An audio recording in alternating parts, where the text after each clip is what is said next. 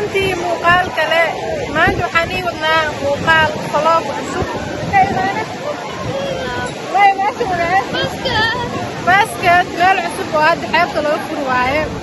soo maanta badda malgali karaa aldhaye meesha dhan way sugan tahay شارع حن علينا أو ما عدنا صارت خلاص والسلامي والطاق والبيس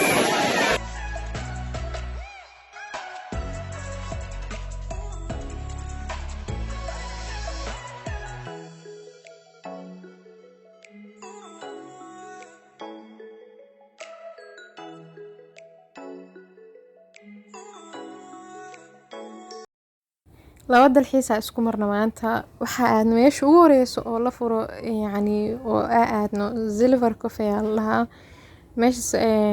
bishan gudaheeda 25 la furaa laakiin anaga maalinka saab aadna hadda gudaha iska jirnaa cafe caawina meel aad iyo aad u qurux badan waaye boor xatii ma ku dhigano laakiin Soomaalida si u joogtaa ku dhahay ma u maleysan kartay ee u buuxdo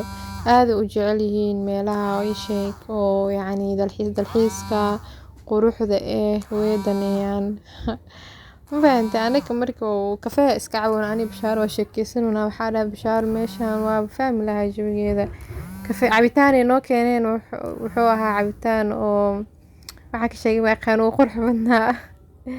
meeshan iska socdo marka meel kale aad u qurux badan tahay horta ani waa ka helay waxa jiro hool kale oo waale oo la dhiso aroosyada looga talgalay meeshan gudaheeda waa